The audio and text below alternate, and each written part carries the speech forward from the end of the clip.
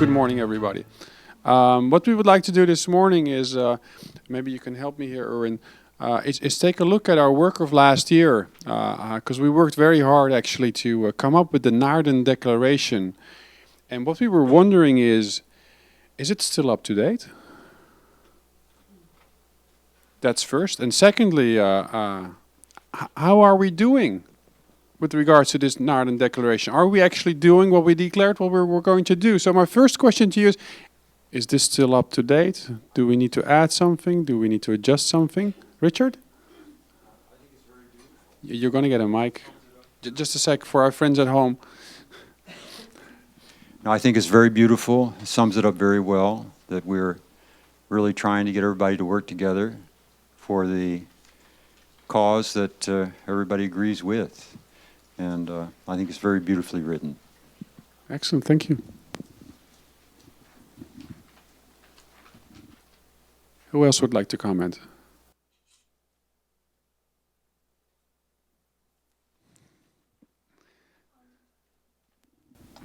I think it's very beautiful also. Could you please stand up for okay, our camera people and our friends at home? Thank you. I think it's very beautiful also.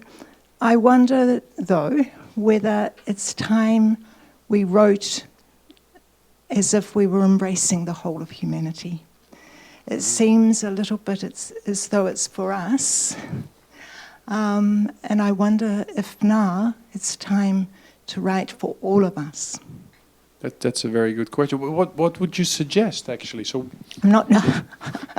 I'm not sure what I'd suggest. I would study it a little bit more, but just reading it very quickly, it was about what we do, and we need to join with the wider brotherhood to make it meaningful for all. All right, thank you very much. Yeah, maybe we can build a little bit on this suggestion. Thank you. Who would like to comment on that? Yep, Garrett? Well, the cross-pollination. Our lodge in Oakland has only really been active for the last 5 years. We had a 3-year break, and we're getting organized. We had a wonderful speaker come up from Southern California, Martin Lederman, and we invited others to come, and we had at least 7 or 8 people come from the Alexandria West Theosophy group, who are not members of Adyar like my lodge. And it was a wonderful exchange. We had them twice actually come up, and once we had a great dinner together. And Martin was teaching on Osiris and Quetzalcoatl, comparing Egyptian history, archaeology, philosophy with that of the Mayan Indians. So it was a wonderful session where we not only were digging into the second of our objects, but sharing them with another theosophical organization. And also I'll mention that our lodge has a couple of, well, several members actually, who have been in the past active in the United Lodge of Theosophists. So we're sort of combining forces in the East Bay of San Francisco region. So I think we even though only a couple of us attended the Naarden Declaration or the Naarden Conference, I would say that half of the lodge members watched at least a good portion on live stream. So it's been very meaningful to have ITC give us that support. Do you mean this year? Last year. Last year, okay. Yeah, I don't know how many are watching this year. I haven't been in touch. I hope they are. All right. Over here, Henk. Is when everyone comes back to his own public work and his own study work, his own organization, with a new inspiration from the ITC in this characteristic, then I think that will be very great, and the core issue of the ITC.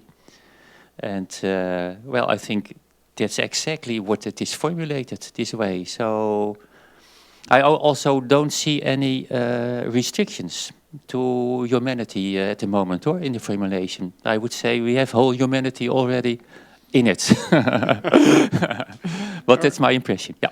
All right, thank you. Yes, please. Okay, when you have a look at such a declaration, you always have to ask yourself, what is the purpose it is written for? And the purpose why it was written was really to give us a very well-defined platform, what we want to achieve and how we want to achieve that. And that it is meant for.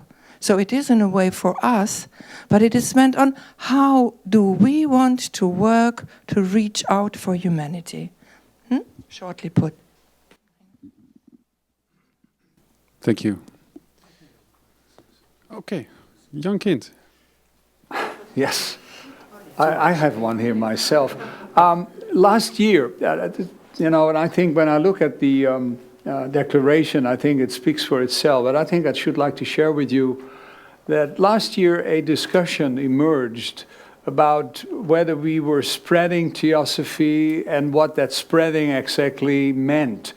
And I remember some dialogue on an internet site about, would spread mean that we would work like missionaries, that we would go out there and, work as people just to promote Theosophy as such, as in the past religions were, promoted. And that, of course, is not the case. And I just wanted to make a point of that.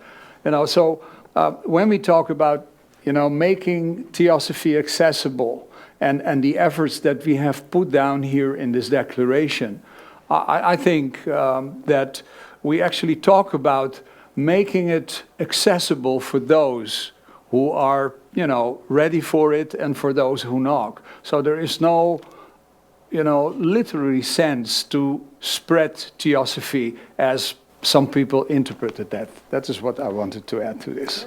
Yeah. Thank you. Yeah, the thing is, that we're walking a very tight line. We don't want to become another theosophical organization on the one hand, and on the other hand, we don't want to forget the outside world, because that's why we're doing it, right? So if we have the idea that this is not really clearly reflected in the declaration, then we need to do something about it. So I still keep your remark in the back of my mind. We're going to John, and then we're going to Erwin here. I want to piggyback on what Jan said about spreading Theosophy.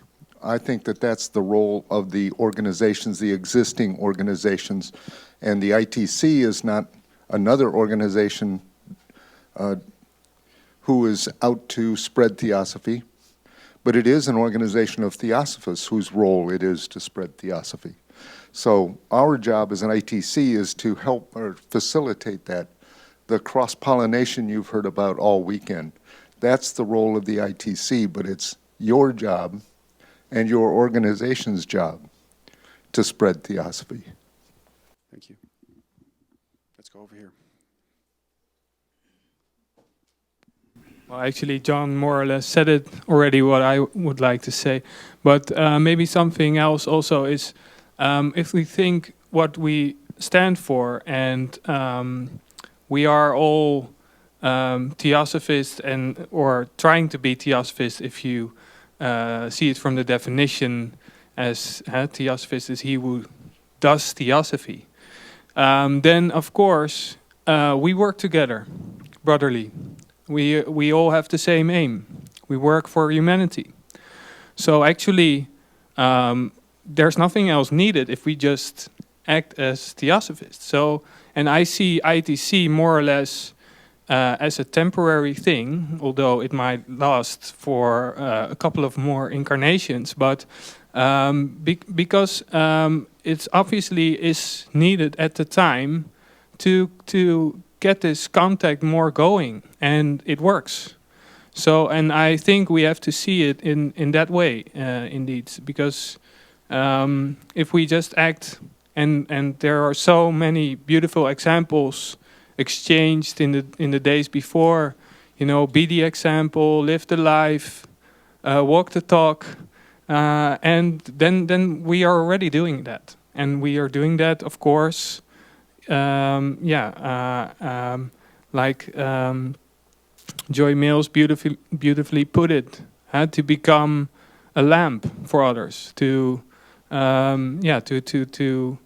follow this bodhisattva ideal that we all cherish. And so, of course, so that's what it means to be a Theosophist.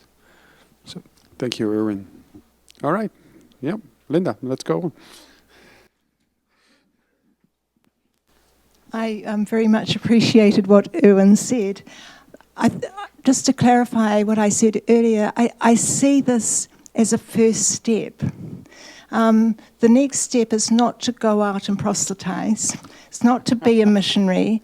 The next step is to do what we did last night, to look at ways that we could help to stop the antagonism between religions. It could be 1,000 other things that we do. It's nothing to do with us taking Theosophy out, it's just doing the work together. So working together to find, let's say, practical solutions from a theosophical perspective, something like that could be included. Yes. Excellent, thank you. Dr. Jennings. I'm actually going to take both sides because obviously I agree with what everyone says, and in thinking what Linda said, I'm thinking in a devious way as usual, that the Declaration states in terms of unity and brotherhood that we will strengthen the theosophical movement for the benefit of humanity. And so what was flitting through my mind was, how do we do that without proselytizing? But what was said yesterday in terms of problem solving in regards to identifying theosophical principles that are already active in the world, and then whether as an ITC, going out not proselytizing Theosophy, but further clarifying those very ideas in terms of conferences, presentations, etc. If we had, excuse me for being totally redundant, a theosophical mapping of That's a good idea. And I, excuse me, I say this because I tried to play with the idea before, but there wasn't enough of me to go around. You know, looking at all of these sites on the internet that present New Age ideas, and then going to those conferences to present ideas that clarify their ideas. And I did this once, and I thought I was going to get thrown out of the psychic institution that I was in, because it was all about psychic phenomena, calling back the dead, doing the, seances and things like that. And to my amazement, they invited me back 4 years to talk about nothing but theosophical principles that clarified their ideas in some respects. And so I do think that there is a way, without proselytizing, to bring theosophical ideas forward that clarify. And once they're clarified, people may just say, oh, but then that is. And they can make the connections themselves. So, I agree. I think there is a place in the world for that, because we can do Theosophy without talking Theosophy, and with ourselves. Thank you. Who would like the mic? Yes, David. Just going on what Jean said, it reminded me that HPB, said she wasn't here to start a new religion, but to, this is a paraphrase because I can't remember the exact words, either uplift the booty manus of the race. So it's really the ideas of Theosophy that need to permeate our thinking, and Jean gave a great example of one way to approach that, I think. Yeah. All right, thank you. Okay, yes, Herman. I have my microphone. Thank you.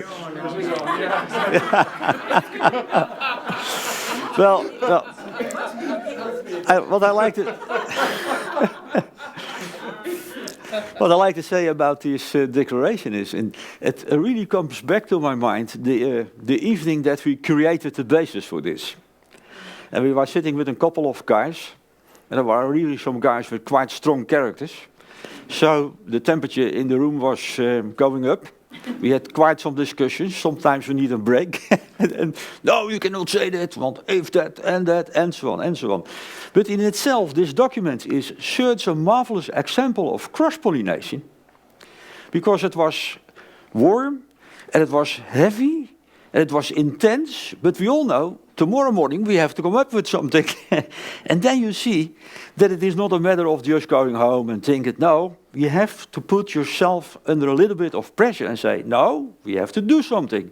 It is not possible to go away. For me, I remember very well that Betty Blend was coming up with the word cross-pollination. And I was thinking, my hell, what is that? Yeah? And then she explained it very lovely. And I think, yes, that is the right word to use.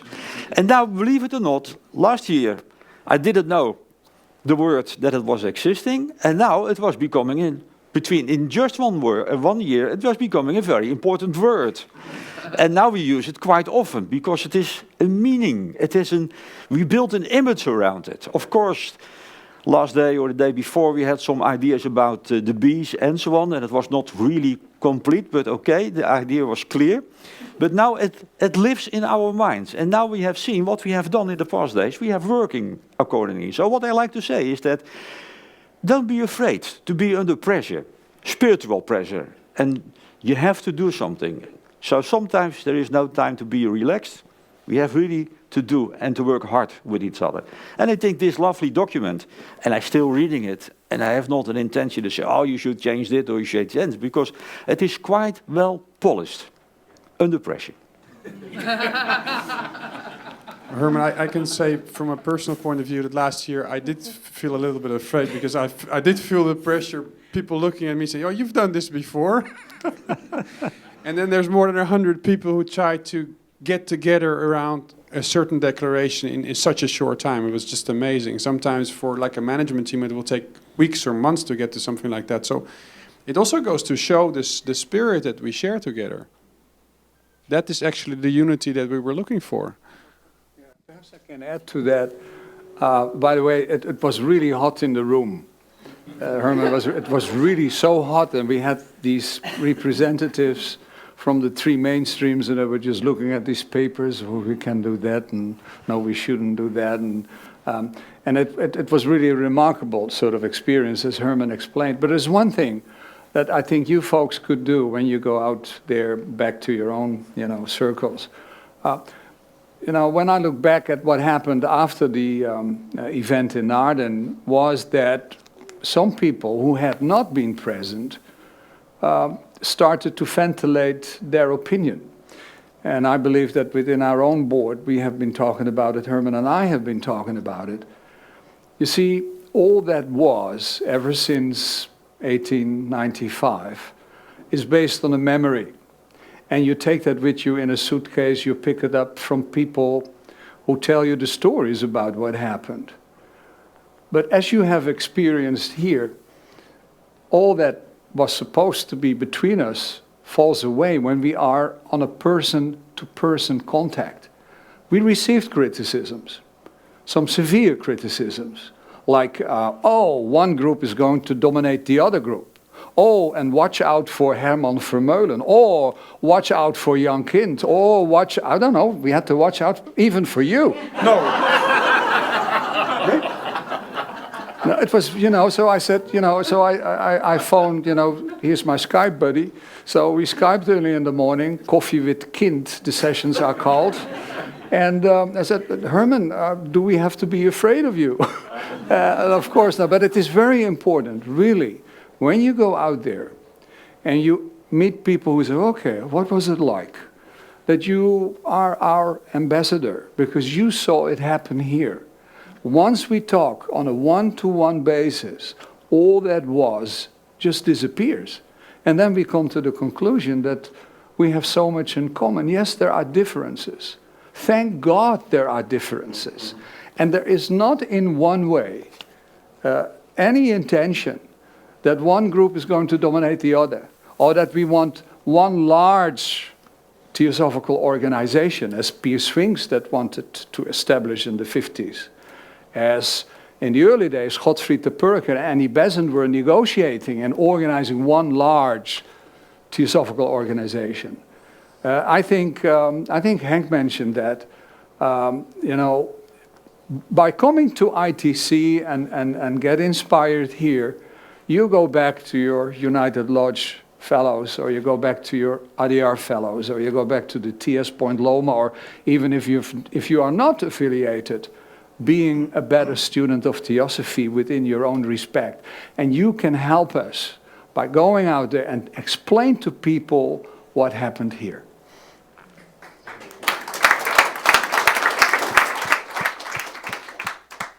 So last night, I think together we saw a wonderful thing happening that every organization might hope for, is that we were together taking ownership for the future of ITC, building up a picture, an idea of what the next ITC is going to be about.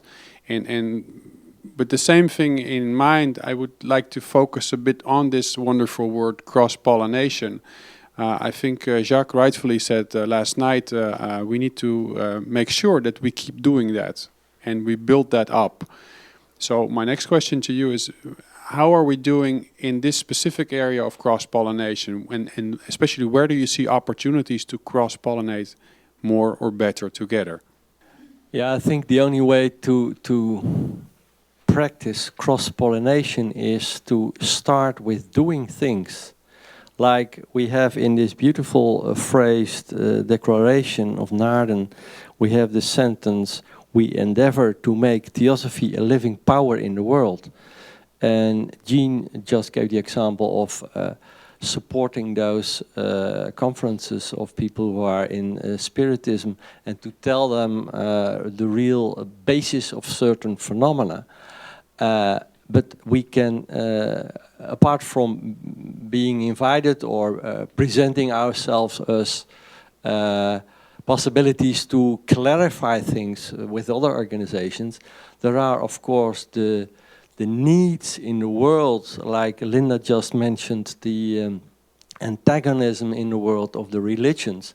So it is very clear that we can think of ourselves what the needs in the world are to make Theosophy a living power. And yesterday there was this initiative to continue with this subject of religious sectarianism.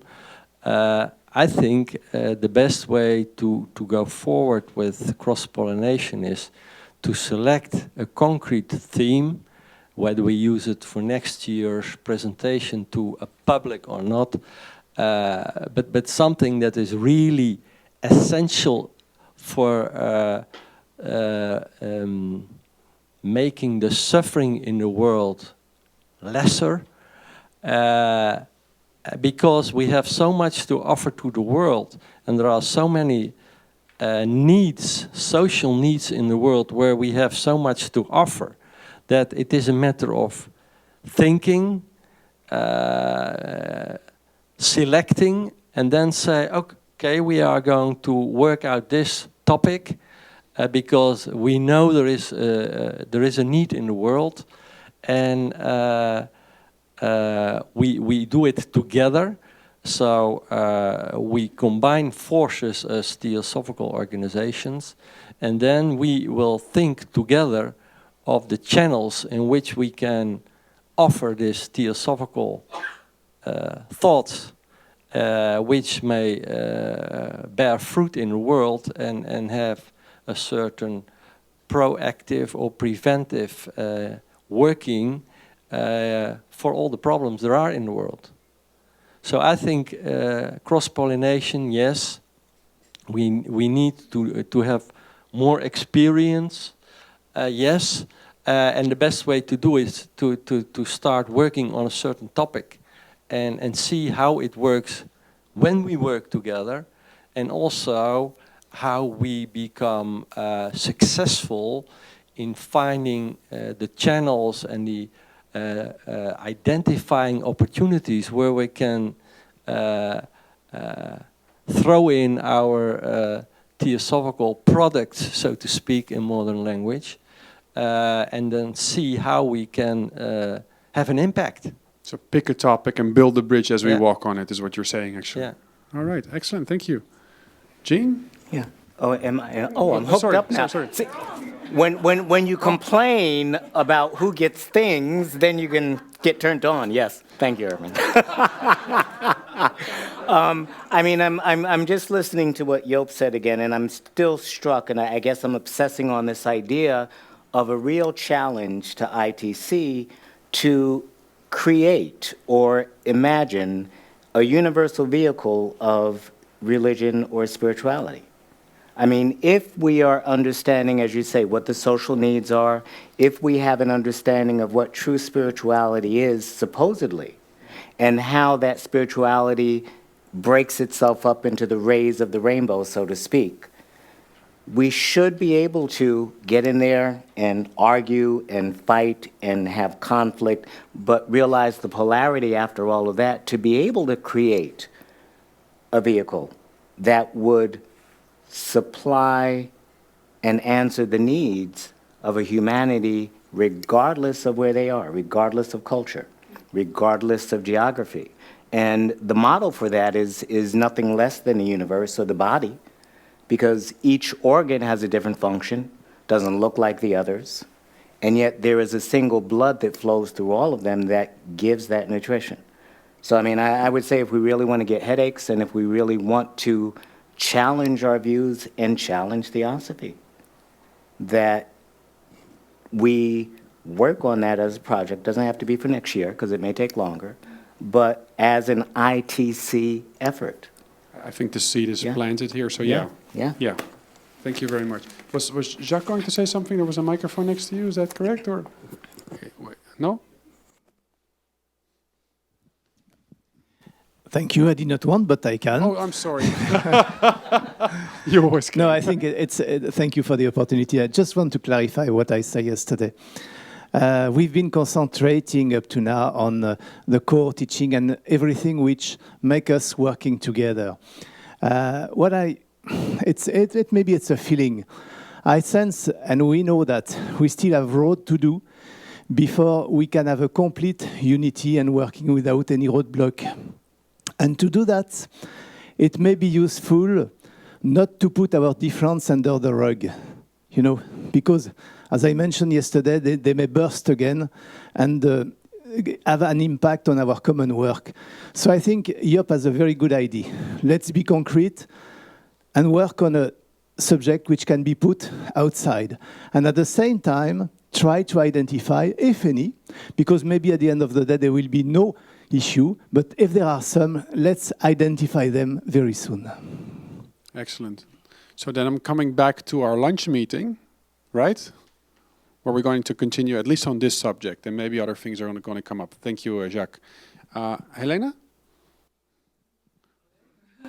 Well, you were raising your hand. Is it? Raising my hand. Yep. But now let's try to remember what I was going to say. Well, we can go to David first, then we come back to you. Is that better? Well, no, that's okay. One, it's coming back to me.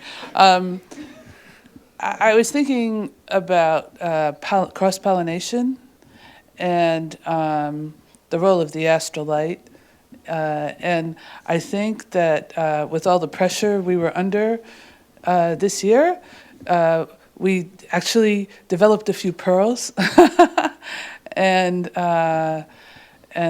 we might not be aware that we were sharing those pearls, but I did see that there was a sharing of methods and practices and how to form meetings and use Skype and to confer a couple of times recently for me. And I said, wow, what's happening here? And I said, this feels like ITC.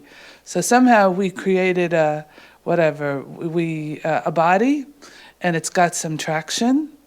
And I guess when we pollinate, you know, we sort of, there's this something that comes from the lower to the higher, and that's a process, and it's a good process.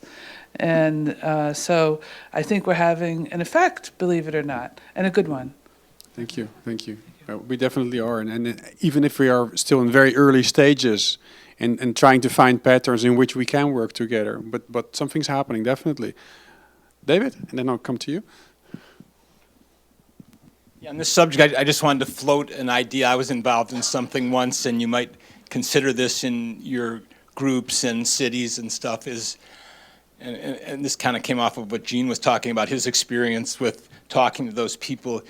You can start a speakers bureau. You know what a speakers bureau is, right? There's lots of, at least in the US, and I'm sure in all countries, there's lots of organizations, nonprofits, they don't have money and they love to have people come and talk to them. You know, as part of their, not to make it sound too low, entertainment or, you know, senior centers. That's one place where they're always looking for lecturers and things like that. So, you know, this is just a possibility. It's in my mind. You know, you might create a speakers bureau on ideas.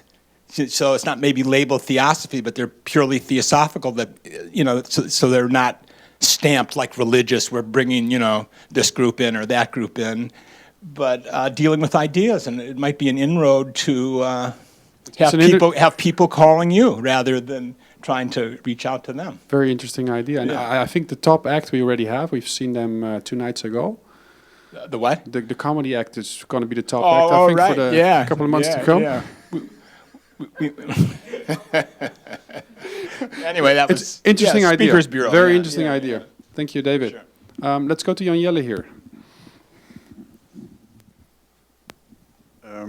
I appreciate very much what Gene said about it, these different streams of theosophical traditions are like organs in a greater organism. And I remember reading that the TS was meant to be the cornerstone of future religion.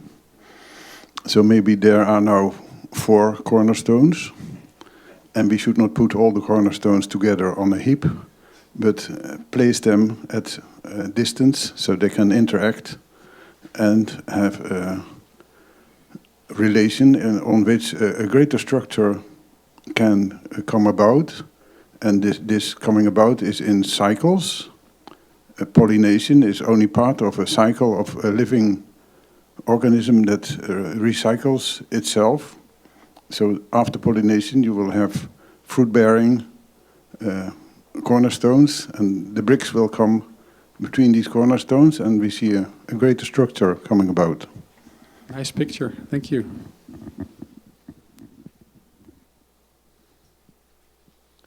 All right, maybe it's time to go to some of the cornerstones of this ITC organization to come to some conclusions.